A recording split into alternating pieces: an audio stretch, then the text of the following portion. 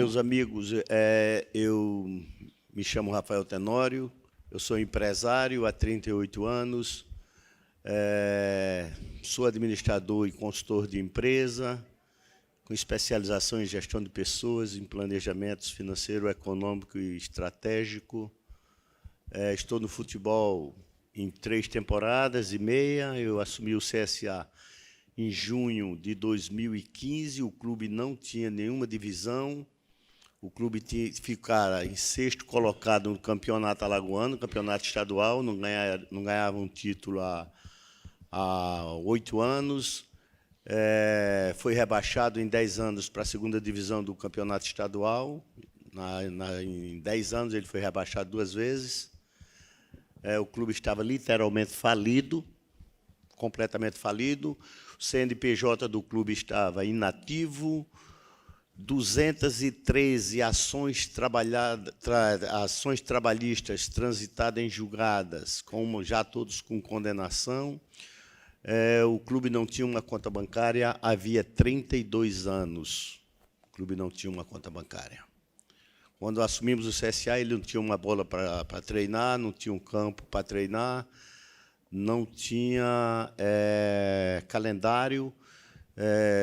Foi eliminado em abril de 2015 do estadual e parou as atividades e uma torcida, um clube centenário e uma torcida fanática e os apelos, porque por quem passou pelo CSA, e eu sempre digo isso abertamente em público, trataram a instituição de uma forma muito irresponsável, como também me perdoe a minha sinceridade, a maioria dos presidentes, dos diretores de clubes de futebol do Brasil teriam que ser responsabilizados pelas suas irresponsabilidades com que tratam o futebol brasileiro, principalmente os clubes de futebol brasileiro.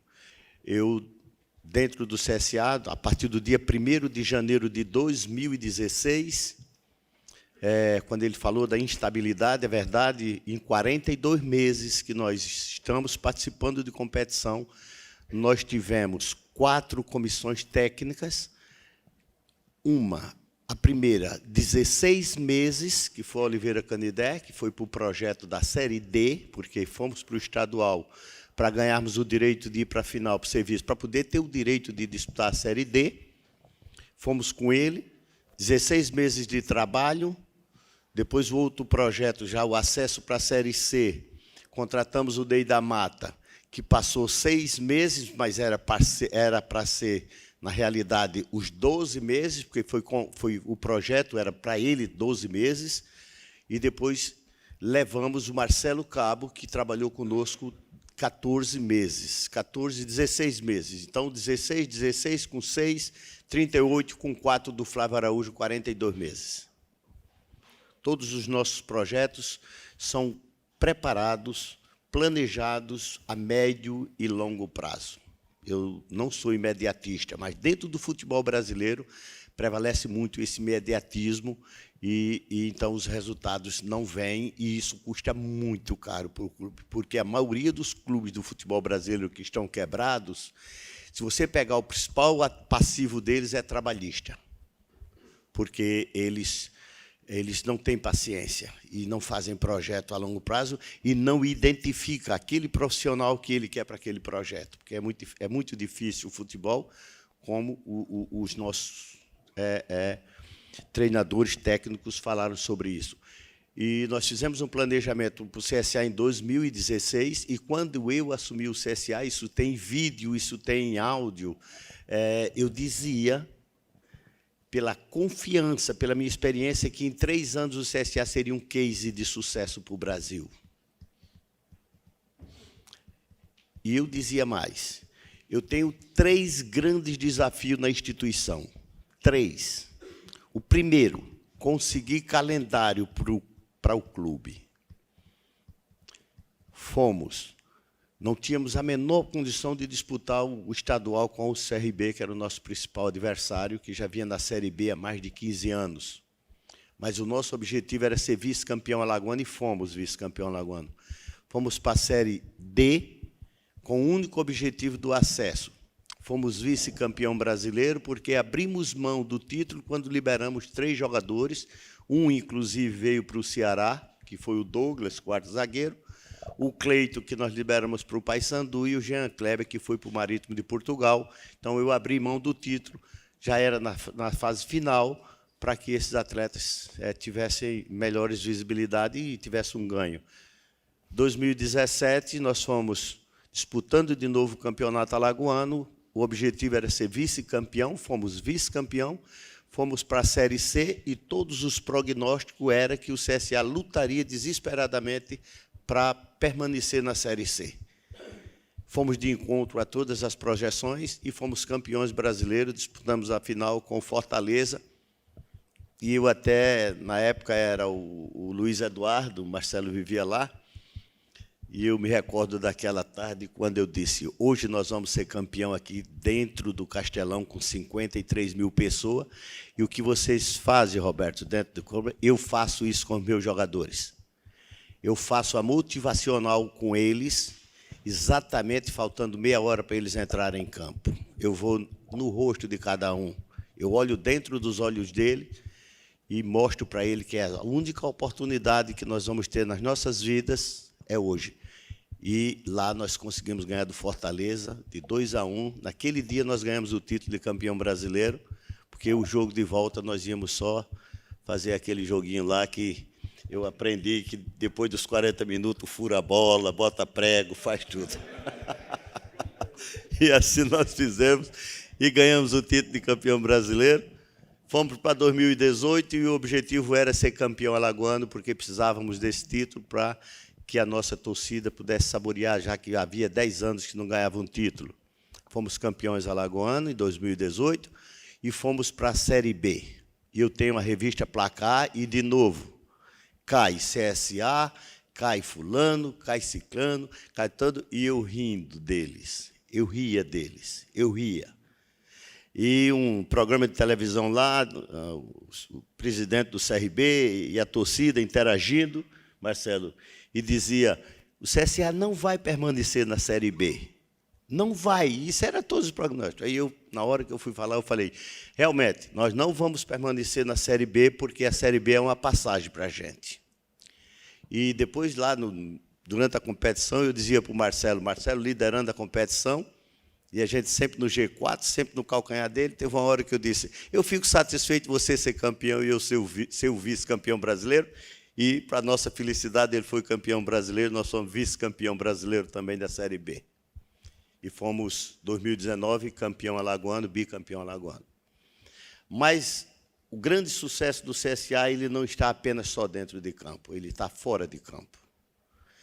O CSA ele tinha, quando eles falaram ali, nenhum tópico dele, que lidar com vice-presidente, com conselhos, com isso, com aquilo. No CSA, quando eu assumi o CSA, eu mudei o estatuto do clube, o que era 11 vice-presidentes, que só dava para atrapalhar. Eu eliminei todos esses cargos de vice-presidente, criamos o vice-presidente geral do clube e 2 superintendentes, um de futebol e um administrativo, porque o financeiro quem cuida sou eu, que o dinheiro sai do meu bolso, portanto, quem tem que administrar o dinheiro sou eu. E sabe o que eu fiz? Eu profissionalizei a gestão do CSA. Todos os departamentos, o que antes era voluntários, de jurídico, de médico, de patrimônio, todos. Eu profissionalizei todos os departamentos e fui buscar profissionais competentes e que entendessem de cada área. Departamento médico do CSA, e comecei depois a investir na estrutura do clube, com academia, com vestiário, com gramados. Agora nós estamos já estamos agora fazendo a drenagem, mas já estão os 3 campos todos com aspersão. Tá? O nosso CT, quem viu o CT em 2015, vê hoje, nós estamos de primeiro mundo. Com essa forma, o que é que eu fiz dentro do CSA? Por ser empresário, por trabalhar e saber que tem que ter resultado, eu dei um choque de gestão dentro do CSA, um choque de gestão. Eu quebrei paradigmas e quebrei os vícios que existiam dentro do CSA, porque dentro do futebol existe muita vaidade, muita vaidade. E a maioria dos presidentes de clube, eles só pensam na gestão deles, eles não pensam na instituição. Então, os 3 desafios que eu tinha era calendário para o clube, segundo, quitar todo o passivo do clube, todo. Eu passei 6 meses com o meu departamento jurídico, com o meu setor de contabilidade, todas as estruturas do nosso grupo empresarial, levei para dentro do CSA e levantei todo o passivo do clube, trabalhista, previdenciário, tributário, fiscal, cível, e afirmo para os senhores, nós quitamos a dívida trabalhista do CSA no dia 10 de junho desse mês, porque eu tinha assinado um compromisso com o Tribunal Regional do Trabalho de Alagoas, de que quitaria no dia 30 de agosto de 2019. Nós quitamos no dia 10. O CSA, hoje, não tem uma ação trabalhista, nem do passado, nem do presente. Todos os acordos de antecipação de contrato com jogadores são feitos acordos homologados na Justiça, no Sindicato dos Atletas e homologados na Justiça, para que, após a gente fazermos esse acordo, ele lá na frente não coloque o clube na Justiça. E nós não abandonamos nenhum compromisso que o clube fez, a gente esquece. Não, o atleta nos serviu, vamos dispensar, manda embora procurar os direitos. Não, não, não, não, nós vamos fazer um acordo para que possamos honrar com os compromissos. E assim é feito no CSA. Nós somos entre os 10 clubes que cumprem rigorosamente com o acordo com o Profut. Nós liquidaremos o Profut. O que fizemos em 12 anos, vamos liquidar em 41 meses. Esse é todo o planejamento. O CSA, acreditem os senhores, daqui a mais 5 anos, o CSA estará entre os 10 maiores clubes de futebol brasileiro. Podemos até não estarmos na primeira divisão. Esse ano a gente pode até cair, não tem problema. Mas nós vamos cair com estrutura e nós vamos voltar. E, quando voltar, nós vamos voltar muito mais forte, porque nós não temos passivo nenhum. Então, todos os investimentos serão feitos pelo departamento de futebol. Será investimento na base. E lidar com o jogador de futebol é muito difícil. Porque, primeiro, a preocupação dos clubes de futebol é preparar atletas. E esquece de preparar o cidadão. Esquece de alavancar ou criar valores para esses atletas. Por isso que nós vemos aí jogadores de futebol que ganham muito dinheiro e lá na frente eles não conseguem porque eles não têm administração. O que vocês falaram, eu faço isso dentro do CSA. Eu apliquei um processo dentro do CSA que eu oriento aos nossos jogadores a aplicarem bem os seus recursos. Então, primeiro desafio, calendário. Segundo, quitar o passivo do clube. E o terceiro, tornar o clube empresa. Eu dizia isso em 2016. E afirmo para os senhores, qualquer clube de futebol aqui do Brasil que não profissionalizar as suas gestões e que não se preocupe em tornar um clube empresa, no máximo, daqui a 5 anos, esses clubes irão desaparecer. Porque não se pode trabalhar um clube de futebol se não pensar em lucratividade, se não pensar no patrimônio. Se vocês pegarem a maioria do patrimônio dos clubes de futebol do Brasil, clubes com mais de 100 anos, inclusive o CSA, o seu patrimônio é da sua fundação. Da sua fundação. Ele não adquiriu nada. Se você faz um planejamento estratégico para uma empresa, você faz um planejamento como você quer se enxergar, como é que você quer ser visto daqui a 5 anos, daqui a 10 anos, daqui a 20 anos. Nos clubes de futebol, não. O clube de futebol é imediatismo. Os presidentes, os diretores querem formar a equipe cara, faz despesas para depois correr atrás da receita. Quando termina o mandato dele, ele ganha 1 título ou 2 títulos, é vocacionado pela sua torcida, mas ele não esquece que a instituição está deixando ela quebrada, está deixando falida, como a maioria dos clubes do futebol brasileiro está. Como essa pergunta que foi feita em relação ao Esporte Clube do Recife, que hoje, pelas informações, nós sabemos. Mais recente, saiu uma reportagem sobre o Cruzeiro, quando você imaginava que é super sólido, é um remoinho, é um lamaçal, porque os dirigentes de futebol, mais uma vez eu digo, teriam que ser responsabilizados, porque num país como o nosso, que nós sabemos da economia do nosso país, eu sou distribuidor da maior empresa de alimentos do mundo, em 2 estados, Alagoas e no Mato Grosso. Uma empresa que, em 2018, faturou 49 bilhões de reais e que tem 22 mil funcionários e que tem 17.300 funcionários que trabalham exclusivo para ela. E o seu presidente, um executivo que fala 5 idiomas e que tem um salário de 62 mil dólares por mês. Quando um clube de futebol brasileiro aqui chega a pagar 1,5 milhão de reais a um jogador de futebol, e esse jogador de futebol, sequer ele tem uma palavra chamada comprometimento. Ele tem envolvimento e é tratado como celebridade. Não pode ser contrariado. Não pode ser dito pelo treinador que não vai jogar porque não está bem fisicamente. Ele pode passar a noitada, mas não pode ser corrigido nem sequer alertado pelos seus comandantes. Então, ou se muda o conceito, onde se dê condição ao gestor de futebol a cuidar desse maior patrimônio, porque um atleta que ganha um salário desse, que vai para um departamento médico, que simula contusão, que simula indisposição para não jogar ou não ir treinar, isso é um custo muito alto. Mas o mundo do futebol, eu me sinto como se eu tivesse, na analogia, estão estrupando os meus valores. Tudo o que eles disseram é a realidade do futebol. Não, jogador de futebol, muito pouquíssimos deles têm comprometimento com o processo. Enquanto você está dentro de uma empresa que te cobra resultado, que você tem objetivos a serem atingidos, e você tem responsabilidade dentro do futebol, não se tem. E a gente vê essa ciranda de treinador, eu fico até dando um exemplo.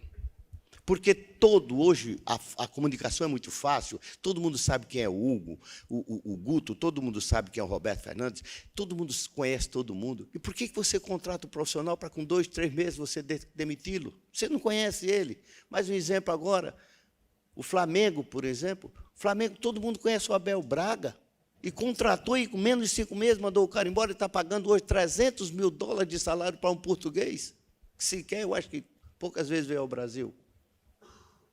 Então, senhoras e senhores, eu quero dizer exatamente isso para você, o segredo do CSA é isso. E uma das coisas que eu quebrei dentro do futebol, principalmente do CSA, esses paradigmas, e eu apliquei 2 processos de gestão dentro do clube. Primeiro, para o futebol, gestão compartilhada. Não se pode responsabilizar única e exclusivamente a uma comissão técnica. E é o que acontece com os presidentes de clube.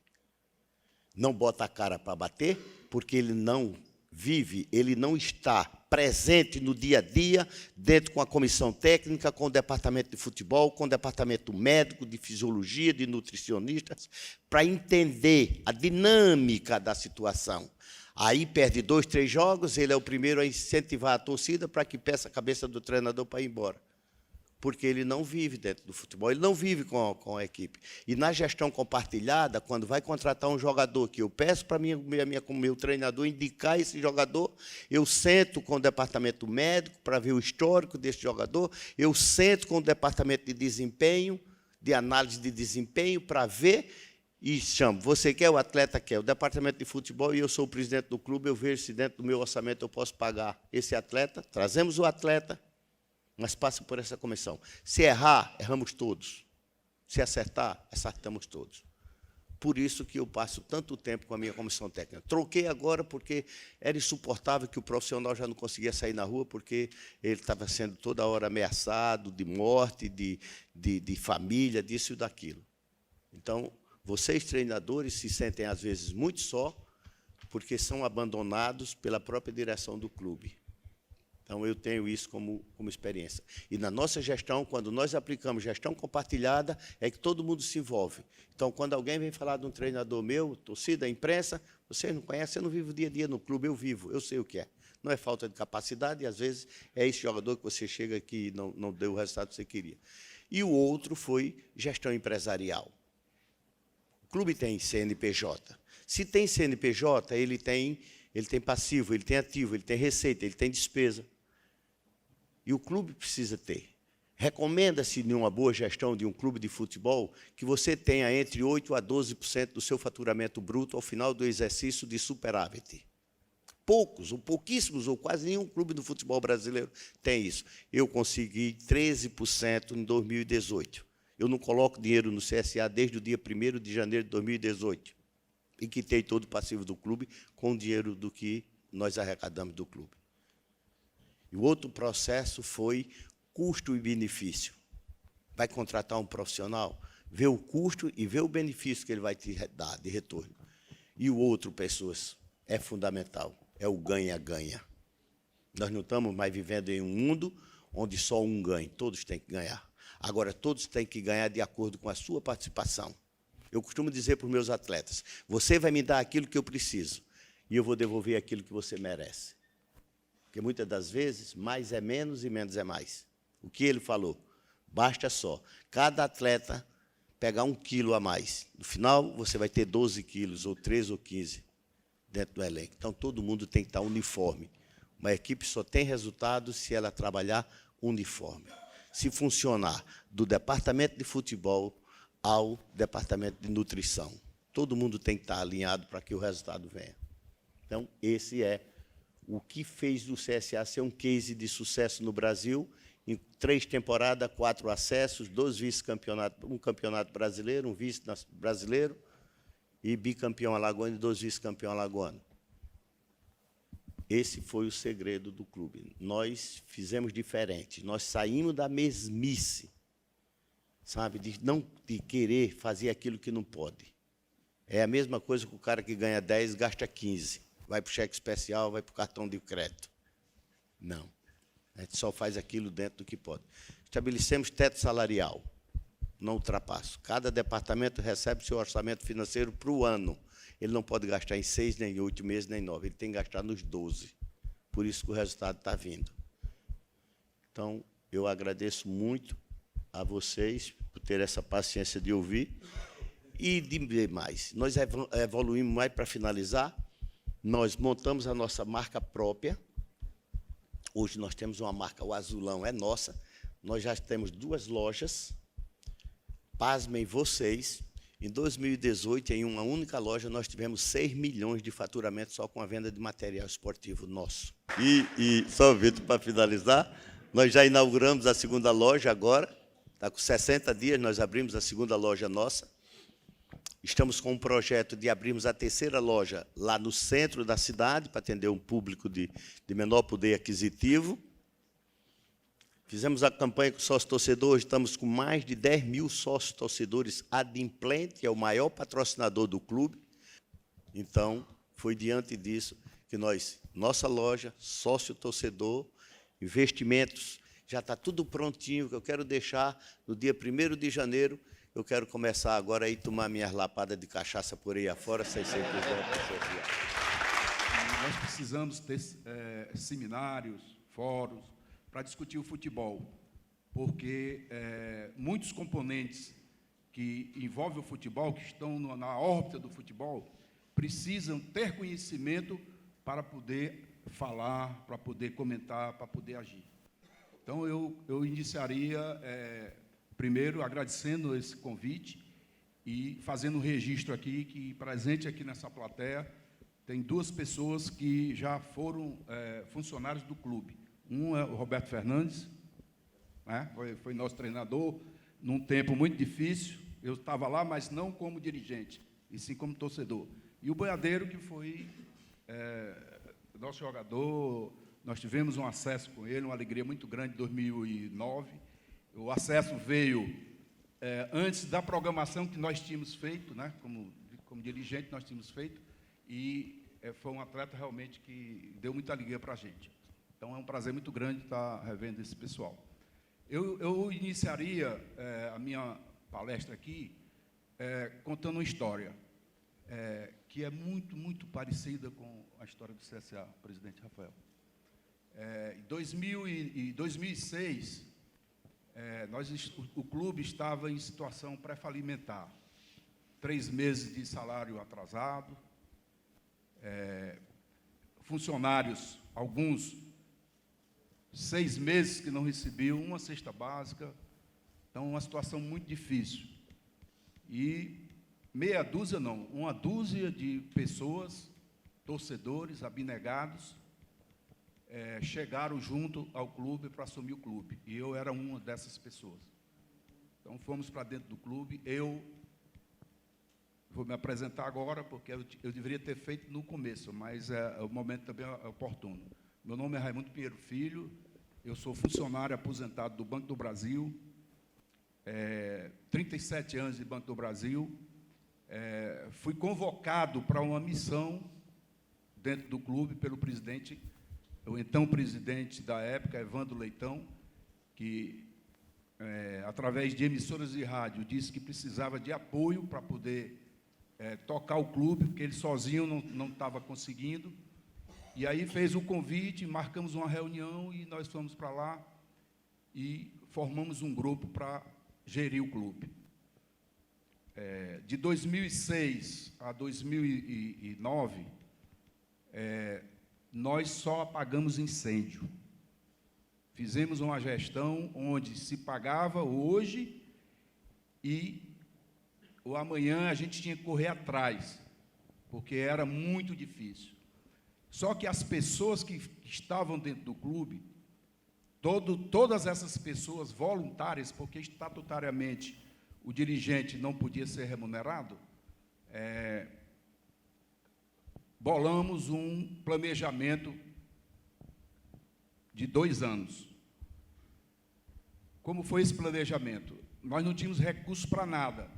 Então, nós criamos um fundo onde torcedores abnegados e que tinham recursos financeiros aportaram para esse fundo. Foi aí que nós começamos a soerguer o clube.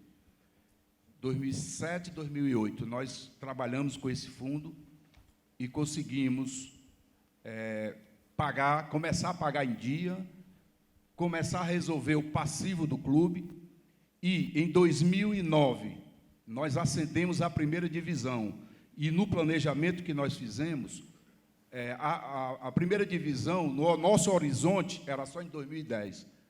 Mas, por ironia do destino, pelo trabalho realizado, nós conseguimos chegar 1 ano antes. E foi aí o pulo do gato.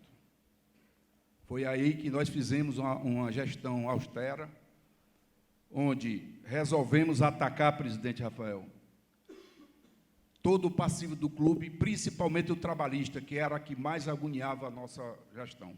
Por quê? Porque as nossas rendas eram penhoradas, os nossos recursos da CBF eram penhorados. Dentro desse grupo de 12, nós tínhamos 2 advogados, e um militava muito na justiça trabalhista. Isso ajudou muito. Então, nós tínhamos, na época, 178 processos, alguns na fase de execução e outros ainda instrução. Né, e nós chamamos, em 2010, me lembro como hoje, fevereiro de 2010, o início do trabalho da justiça trabalhista, nós fizemos um acordo onde todos os processos trabalhistas iam ficar numa vara. Isso ajudou muito, por quê? Porque o presidente do clube, o preposto do clube, o advogado do clube, tratava o assunto direto com o juiz. Chegava lá, chamava jogador tal, fazia o acordo, já levava lá, o juiz homologava. Então, isso foi de uma agilidade tremenda.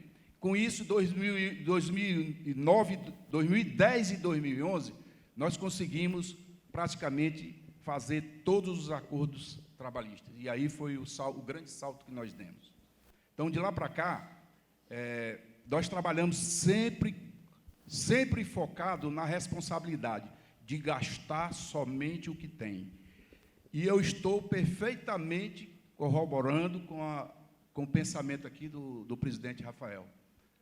O clube de futebol que não se adequar às regras que aí estão, Lei 13.155, o regulamento da FIFA, os clubes vão passar, aqueles clubes que não se organizarem financeiramente, eles vão ter muita surpresa nos próximos anos. Há 3 anos atrás, foi instituído a questão da licença de clubes. E uma das questões da licença de clube é a questão do fair play financeiro. Então, o clube que não se enquadrar nessas regras, esse clube está fadado a ter problemas, inclusive de ser alijado das competições. O Milan já foi. O Milan é o primeiro sinal. A CBF, quando recebeu o recado da FIFA, a CBF pediu prazo, porque sabe que aqui do Brasil todos os clubes têm problemas graves de endividamento. Todos. Os clubes que saltaram na frente, e para minha grata surpresa, aqui é um, CSA, o Ceará é outro, Fortaleza é outro, esses clubes terão menor dificuldade de enfrentar os próximos passos. Tá? Então, hoje, o Ceará, financeiramente, é um clube equilibrado. Nós temos uma apresentação aqui para mostrar, vamos mostrar isso. É um clube equilibrado, um clube que paga os seus funcionários religiosamente em dia. Hoje, o nosso endividamento, presidente Rafael, nós só temos dívidas fiscais hoje, do Profut, 7 milhões. E nós, vamos fazer uma corridinha aqui, para ver quem vai pagar primeiro? Bora? Eu aceito o desafio. Pois é, porque eu acho que eu estava pensando que ia ser o primeiro clube a dizer, dívida zero, mas eu acho que é o CSA que vai. Vamos chegar junto, vamos chegar igual. Bom, então é isso. Olha, hoje nós estamos em 2019. Em fevereiro agora, nós contratamos a Dom Cabral, a Fundação Dom Cabral, para fazer. Nós estamos fazendo um planejamento dos próximos 3 anos. Nossa gestão termina daqui a 3 anos, e nós queremos entregar o clube totalmente profissionalizado. Essa é a nossa meta. Todos os diretores, os estatutários eleitos, que é o presidente e os 2 vices, todos hoje fazem MBA, aqueles que têm curso superior, aqueles que não têm curso superior estão fazendo treinamento de alto executivo pela Dom Cabral, que não existe a exigibilidade de ter o curso superior. Eu, como já tenho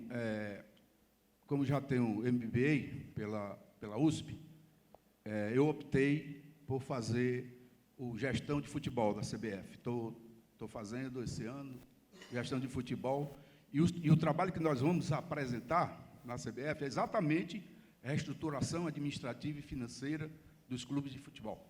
Nós vamos dar essa contribuição à CBF de ter um trabalho lá feito por um clube que passou por todas essas dificuldades e vai mostrar como se deve fazer para se alcançar a autossuficiência econômica e financeira dos clubes. Então, é mais ou menos isso aí que eu gostaria de passar para os senhores. Nós vamos fazer uma apresentação aqui bem rápida, porque são várias lâminas, mas o próprio Roberto aqui, que trabalhou no clube, é testemunha aqui do que eu vou falar. O boiadeiro também, que trabalhou no clube, é testemunha que eu vou falar. Então, se puder botar as lâminas aí. Bom, hoje nós estamos como missão levar a paixão e o orgulho pelo time do povo, através de vitórias, títulos, conquistas, dentro e fora de campo. Essa é a nossa missão. Vamos rápido. Nossa visão de futuro está entre os 15 maiores clubes do Brasil, ranking CBF, através de uma gestão transparente e eficaz. Nossos valores: responsabilidade, transparência, respeito, excelência e união.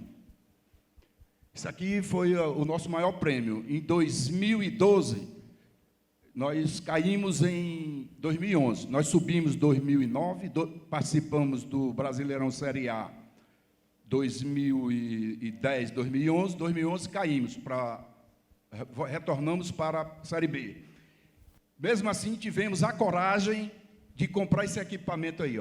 Compramos esse equipamento em 72 meses, terminamos de pagar a última parcela em junho, 105 anos do Ceará, e houve comemoração lá por conta disso.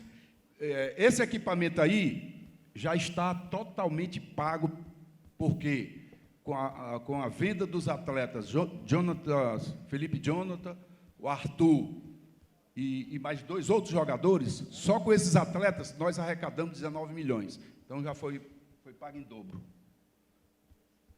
Aí a nossa sede lá do Cidade Vozão é o CT, pode passar. Aqui já é o CT de Porongabuçu, é o CT profissional que o Roberto sabe, e também tem uma estrutura hoje muito boa. Nós temos uma quadra poliesportiva, pode passar. Aí é o nosso restaurante, academia, tudo isso de investimentos que foram feitos nessa diretoria. Vamos lá? Aí são os vestiários do CT de Porongabuçu. Demais melhorias. Nós fizemos quase 5 milhões de investimentos em equipamentos médicos, móveis, tratores para campo. Esse caminhão aqui, presidente Rafael, é uma loja móvel, tá? Que nós acabamos de adquirir. Nós estamos muito focados em ter o sócio consulado. Então, nós estamos fazendo esse trabalho muito pesado no interior do estado do Ceará e também fora do Ceará. Em quase todo o Brasil, hoje, nós já temos o consulado. 2018 e 2019, nós pagamos quase 9 milhões aí de tributos. A evolução das receitas. 2012, nós estávamos na Série B. Olha a diferença. 2019, 64 milhões foi... 2018, foi 64 milhões a nossa receita registrada em 2018. Pode pular. Aqui é o resultado. Nós tivemos prejuízos durante 2 anos, 2013 e 2014. E esses outros anos, todos eles foram superavitários. Vou passar. Patrimônio líquido. Pela primeira vez na história do clube, nós estamos com patrimônio positivo. Patrimônio líquido positivo. Isso registrado em balanço. Endividamento. Nós saímos, para cada R$1, nós devíamos 6,51. Hoje, para cada real, 0,94. Esse 0,94 aí, basicamente, é dívida fiscal e previdenciária, em torno de 8 milhões que nós devemos e que nós pretendemos quitar até o final do ano. Corra, presidente Rafael, senão o senhor vai ficar para trás. Bom, com a negociação desses atletas, todos eles da base, nós arrecadamos quase 20 milhões e o nosso CT custou 8 milhões. Então, vale a pena investir em patrimônio. Esse ano, nós investimos trazendo atletas, 12 milhões. Wesley, Leandro Carvalho, Richard, goleiro, está até lesionado, não está jogando. Luiz Otávio, excelente zagueiro, Samuel Xavier, Fernando Sobral e outros atletas, nós investimos 12 milhões só esse ano. Todo esse trabalho, e a gente fica muito feliz quando vê a imprensa, os analistas, comentando sobre o clube. E, para nossa surpresa, o pessoal da Pluriconsultoria colocou isso aí. O Ceará caminha para mudanças de patamar financeiro. Então, isso deixou a gente muito feliz, porque, na realidade, a gente tem feito um trabalho para que seja reconhecido. Pode passar. Com relação, o presidente Rafael aqui colocou aquele problema lá da Caixa, né, dizendo que a sua loja vende mais do que a Caixa lhe pagou. Pois eu quero falar aqui para vocês o seguinte, só em termos de mídia, exposição de patrocinador na mídia, se os patrocinadores tivessem que pagar, ele teria que desembolsar 251 milhões. Então, toda a mídia que nós oferecemos durante o ano de 2018, a empresa lá, se tivesse que pagar, ele teria gasto lá 251 milhões. Essa aqui de baixo, 73 milhões, é a mídia qualificada. É aquela mídia que sai espontaneamente nos horários nobres dos programas de televisão. Então, só ali já 73 milhões. Pode passar. Então, no ranking de torcida, nós estamos aí em 15º, com 1,10% de torcedores. Isso aí considerando a população do Brasil. No ano de 2018, nós tivemos uma média de público nos estádios, em torno de 28 mil pessoas assistindo jogos, em média, assistindo o jogo do Ceará. Bom, aquilo como falei, Nós temos parcerias hoje, consultorias com a FIT, que é para as escolinhas. Aqui foi a Dom Cabral, em fevereiro, que ela chegou no clube. Aqui é com relação às lojas conveniadas, dando assessoria. Aqui é a parte de bilheteria. Nós estamos implantando hoje no clube, fazendo a integração de todos os sistemas. Então, nós estamos contratamos uma empresa que tem esses equipamentos, esses sistemas, e nós estamos implantando no clube para interligar todo o clube vai ser interligado. Então, o presidente, se quiser saber como é que anda a base, o que é que está gastando na base, ele vai apertar um botão lá e vai ter tudo isso aí instantaneamente. E aqui são os alvarás de licenciamento, de bombeiro, a questão de conformidade de licença com a prefeitura. Então, isso é o Ceará hoje, gente.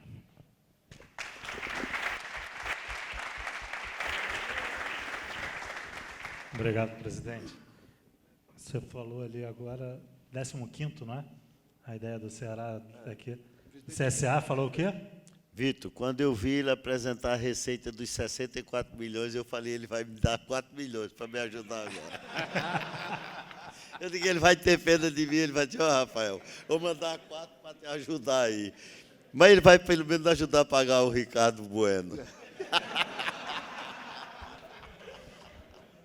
Obrigado. Presidente, você já foi beneficiado com a ida do Bueno para lá.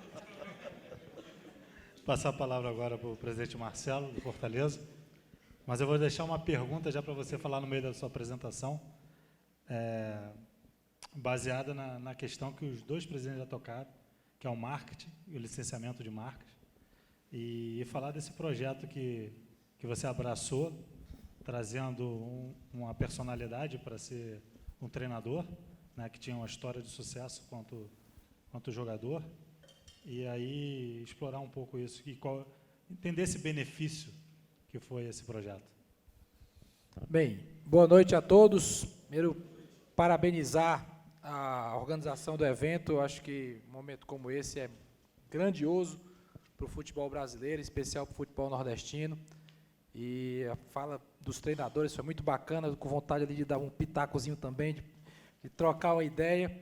Eu acho que é muito saudável isso. Eu sinto falta nos programas esportivos do país inteiro aí. Não tem o dirigente, tem o ex-jogador, tem o treinador, tem o ex-treinador, mas não tem um dirigente.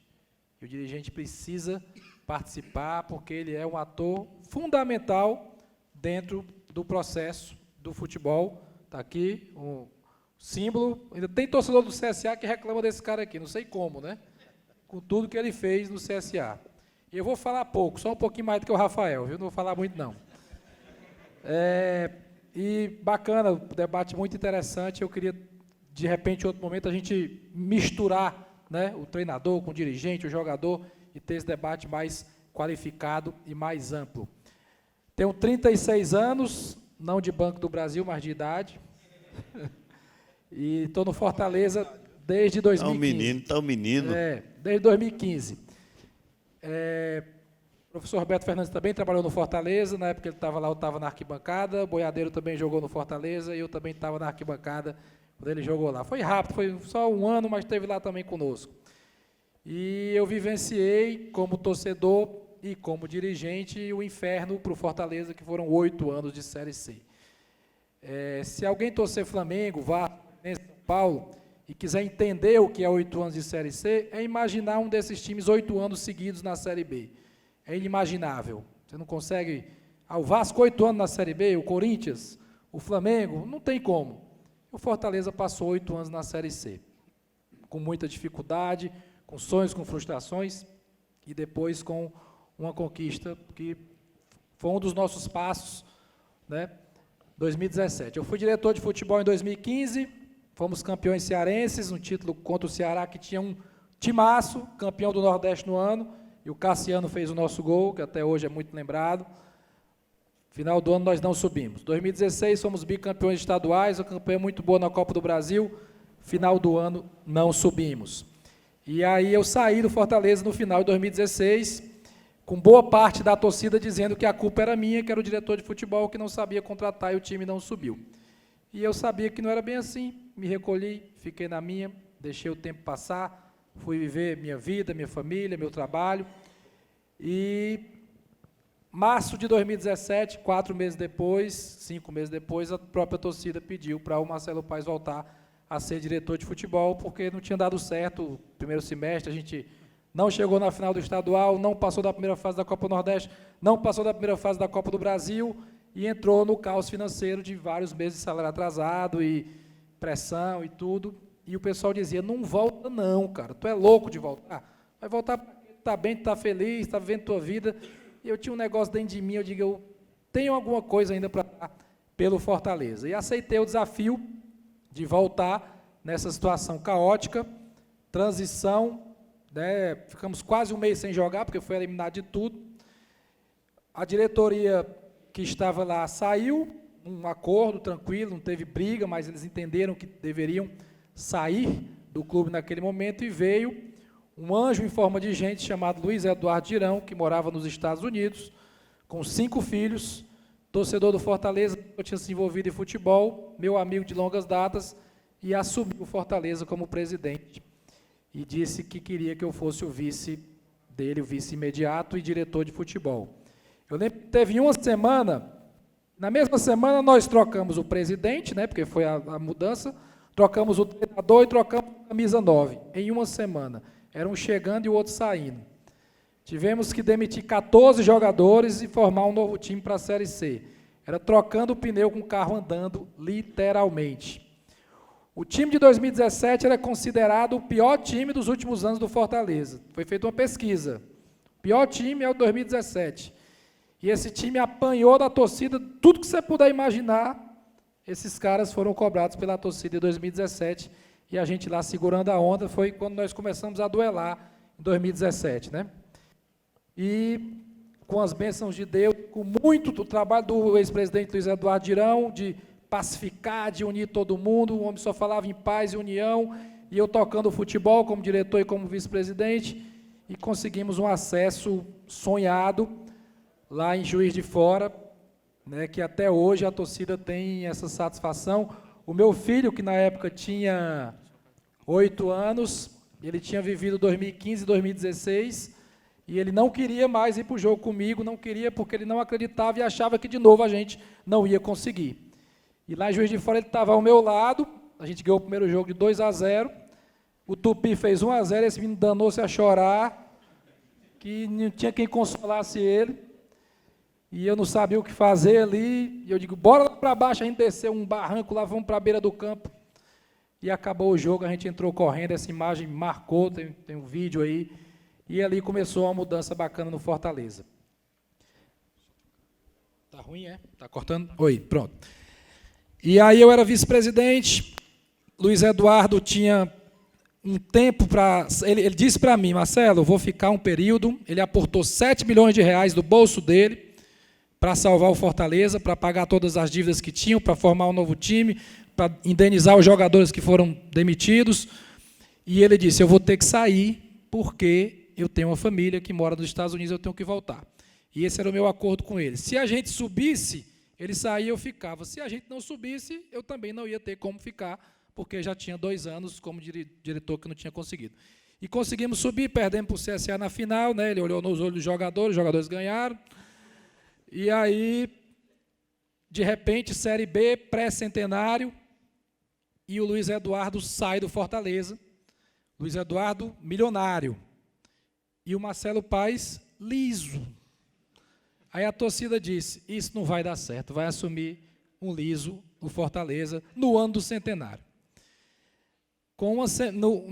No dia que nós começamos a negociar com o Rogério Ceni, uma semana antes, pode passar, uma semana antes do Eduardo sair, eu assumi o Fortaleza numa segunda-feira, na terça-feira, minha primeira missão foi conversar com o Rogério Ceni em São Paulo, na casa dele, e ele nos recebeu muito bem, e ele acreditou no nosso projeto. Essa frase tem muito a ver. Qual o tamanho, o seu tamanho para o Fortaleza, o mesmo tamanho que o Fortaleza tem para mim. Então, foi uma parceria em que a gente achou um profissional absurdamente vencedor como jogador, focado, determinado, que quer muito vencer também como treinador. E ele já tinha tido uma experiência complicada no São Paulo, frustrante, e ele não poderia falhar novamente. Então, foi o casamento de um clube que estava crescendo, caminhando, voltando a um estágio de Série B. A Série B era o nosso sonho durante 8 anos, e um treinador que queria se inserir no mercado, e um casamento que até agora, fantástico. É o meu único treinador como presidente, né, desde que eu assumi, e por mim ele fica mais 10 anos no Fortaleza, eu já disse isso a ele, porque ele faz um trabalho sensacional, sério, focado, determinado, honesto. Eu sei que ele não vai ficar 10 anos, mas o tempo que ele puder ficar, ele sabe que vai ter o meu apoio. Se pudesse ficar até o fim da minha gestão, seria maravilhoso. Se pudesse ficar mais tempo, melhor ainda. Mas foi um casamento que deu muito certo, e a gente teria inúmeros cases aí para falar. Já falando um pouco da tua pergunta, do marketing, do licenciamento, o marketing do Fortaleza hoje é um case, né? Nós profissionalizamos todo o nosso marketing, nós formamos uma agência dentro do clube, todos os profissionais que trabalham no Fortaleza, são 13 profissionais hoje dedicados full time ao Fortaleza, com remunerações fixas e variáveis, e os números que eles apresentaram são enormes, né? A gente cresceu em redes sociais, mais de 500 mil seguidores, alguns comerciais foram premiados em eventos nacionais, um foi até para o evento de Cannes ano passado. Então, um trabalho muito bem feito por um diretor competente e remunerado.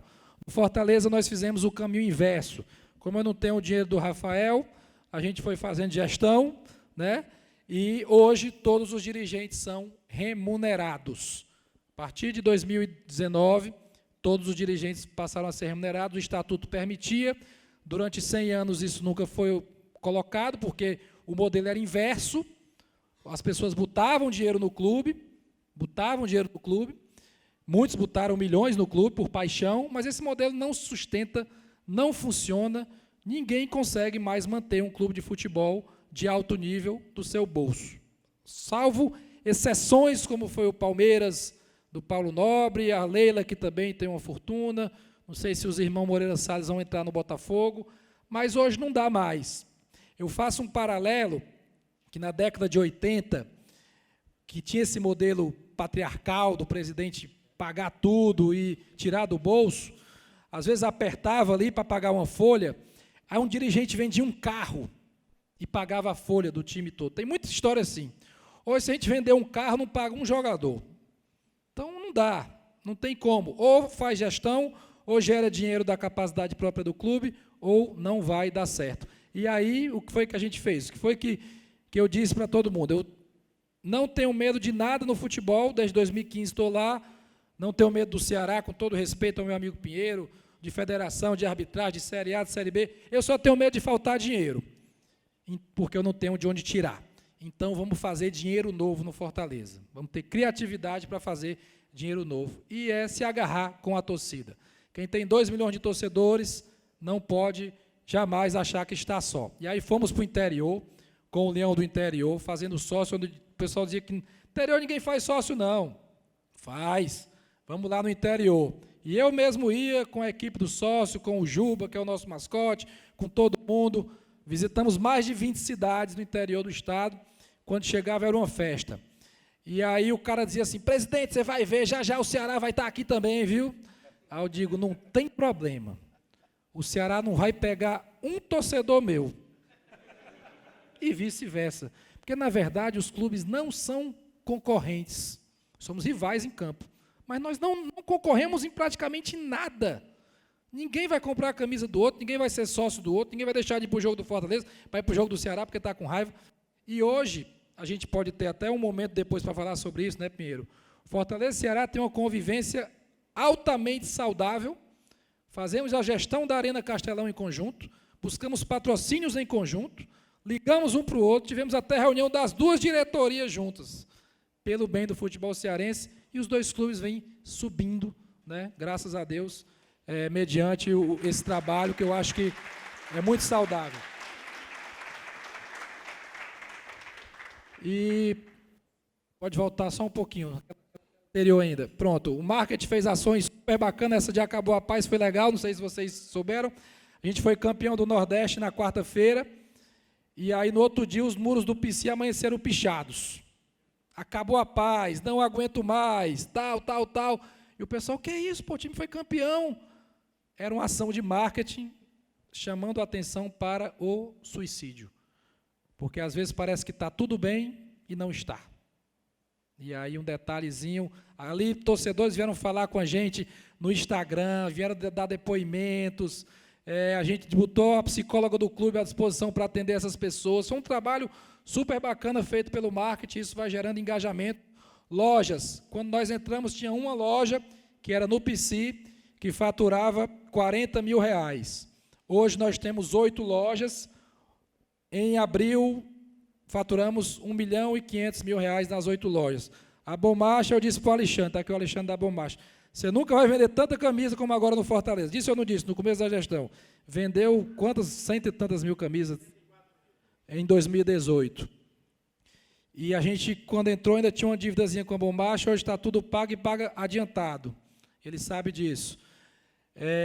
Lojas próprias, sócio-torcedor. Quando nós estávamos na Série C, 7.500 sócios. Hoje nós estamos com 30 sócios-torcedores, que dá uma receita de aproximadamente R$1.300.000 por mês. É o nosso maior patrocínio disparado.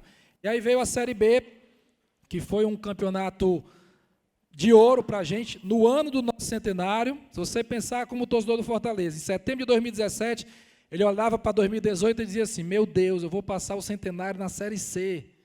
E com um ano depois a gente conseguiu, graças a Deus, o trabalho, recordes, vitórias, momentos, dificuldades, momentos inesquecíveis. Das 38 rodadas, nós lideramos 36. Eu só não consegui ganhar do CSA, mas dos outros eu consegui. 7 jogos não consegui ganhar dele ainda, é meu próximo objetivo. Ele quer ficar entre os 10 maiores do Brasil, eu quero pelo menos ganhar do CSA. É um grande amigo, Rafael. E fizemos uma campanha realmente muito bacana. Os 14 maiores públicos da Série B em 2018 foram do Fortaleza, o 1, o 2, o 3, o 4, até o 14. Se somasse com os da Série A, nós ficaríamos em quarto, viu, Pinheiro?